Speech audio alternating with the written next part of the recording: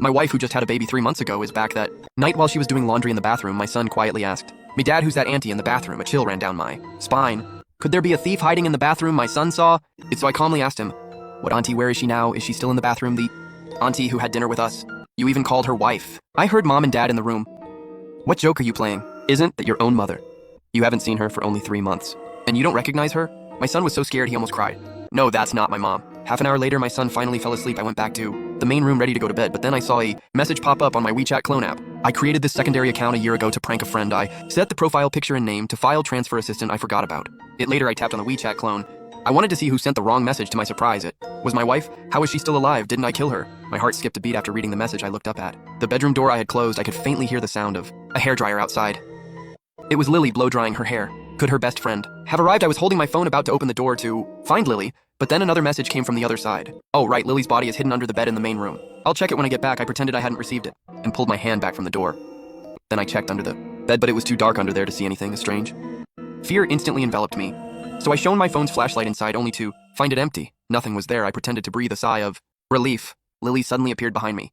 "What are you doing? It's okay. If the phone case you gave me is lost, it'll transfer money to you, and you can buy another one. Watch this, I won't look for it." I said, standing up. Lily then tapped her phone a few times, and soon I received a WeChat transfer. That familiar profile picture sent me 1,000 yen. Staring at this transfer, I felt a chill run down my spine. Lily's account wasn't hacked. The person who messaged my secondary account was her, Lily.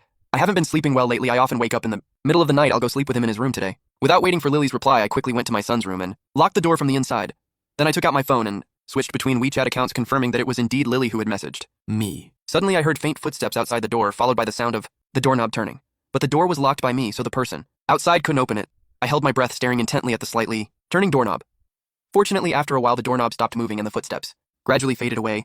I finally breathed a sigh of relief. Then I picked up my phone to check my WeChat clone. Lily had sent another message. Did she find something out? Why did she suddenly run to my son's room and lock the door? Damn it, I was planning to kill her. Again, while she was sleeping, my body trembled uncontrollably. I had no idea what was going on. The next day, I was woken up by a knock on the door. "Honey, time to get up for breakfast." "Okay, got it." My son and I walked out of the bedroom, and Lily had already put breakfast on the table. I used the excuse of taking my son to the bathroom to check my WeChat clone, but there were no new messages. Just as I finished in the restroom and was about to go out, Lily suddenly sent me a message. I put sleeping pills in her underwear, and this time I'm going to kill her for good. Our son will stay put, not knowing what to do. Dad, what's wrong? I had a terrifying thought about my son. Could this Lily be fake? The real Lily might have been murdered, and this is a killer who disguised herself. Thinking of this, I immediately went behind Lily and started massaging her head. "Honey, you've worked hard getting up so early every day to cook for us. Let me help you relax." "What are you doing?" "We're an old married couple. It's embarrassing for our son to see. What's the big deal?" "This is what I should do." While massaging, I secretly plucked 2 strands of her hair and put them in my pocket. "Oh right, my son is about to eat with his basketball. I'll take him there first, and we'll eat breakfast later." After I said that, I immediately took my son straight to the paternity testing center. "Doctor, this is my wife's hair. Please do a paternity test for me. I need the results as soon as possible." "Cherish, this is my first time doing a test for a child, and mother don't. You know, if he came from his mother's womb, stop doubting. Just do it. You're not short on money." The doctor nodded after hearing this, and then I went to school to teach my students. But with something on my mind, my teaching was a bit distracted. Suddenly, a questioning voice snapped me back to reality. I saw a girl, hysterically questioning her desk mate. "Who exactly are you? There's no one like you in our major. Why did you suddenly appear in my life 3 months ago?" The questioned boy looked taken aback and stood up, intending to leave. The girl seemed provoked and grabbed him, stopping him from leaving. "Hurry up and tell me, who are you? I distinctly remember there's no one like you in our major, and I have no memory of you at all." The surrounding classmates came forward, and I also quickly went to the female student and said, "Wang-an, calm down. Why do you all know him? You all say he's our classmate, but I have no memory of him." Soon the counselor received the news and took him away. A moment later, I specifically asked the counselor about Wang-an's situation. Wang-an's parents picked her up and took her home, but she claimed the people who picked her up weren't her parents. The school naturally didn't dare hand her over to them, so they called the police. But when the police checked, they were indeed her biological parents. What do you think is going on? How did a perfectly fine girl suddenly go crazy? After hearing that, I felt something was off, so I went to Wang-an's house alone. "Wang-an, what's going on with you today? Why did you say you didn't know Wang-an?" "Teacher, I'm really sorry. I've been studying really hard for my postgraduate entrance exams lately, and the stress got to me, which is why I acted like that in your class. For some reason, ever since I walked in, his parents stood by him, like they were scrutinizing a criminal. So do you remember who Wang-an is now?" Wang-an is the guy he questioned in class today. As soon as I said that, I could clearly see Wang-an's parents' expressions changed. They stared at him nervously. I remember now, Wang-an is my classmate. The moment Wang-an finished speaking, his parents visibly relaxed. "And are they your parents? What do you mean by that?" Wang-an's parents looked a bit evasive, but I didn't care about their gaze at all. I kept staring at Wang-an, trying to find answers. In his expression, first I saw a fleeting look of seriousness on his face, then it quickly returned to calm. Of course, they are my parents. I wanted to press further, but his parents interrupted me. I wasn't giving up, so I secretly put my ear to the door to eavesdrop. I could faintly hear voices from inside the room. Does Wang An's teacher know something that shouldn't be possible? We need to hurry up. We can't let Wang An cause any more trouble. Hurry up. What does that mean? Are they really Wang An's parents? I nervously went to pick up my son, but the basketball coach said Lily had already picked him up. I was shocked, like a bolt. From the blue, I quickly opened my WeChat clone, and sure enough, I saw a message from Lily. Chenji can be resurrected even after being killed many times, I wonder. If his son can be resurrected if he's killed, I was immediately terrified and called Lily, but no one answered.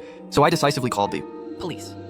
At the police station, Lily appeared with our son Chenji. Are you crazy? I just took him to a fancy restaurant for dinner. Why? Did you call the police and his mother, not some stranger? Are you really my wife? Lily looked at me in disbelief, his eyes full of seriousness. Who else would I be, if not your wife? I didn't say anything, but instead I grabbed my phone and showed him those weird messages. Lily looked at the messages and suddenly laughed. You misunderstood. This is a script I wrote. I get inspiration and then post the script here. I forgot about it myself. I don't know what to say. Why didn't you just write it in your notes?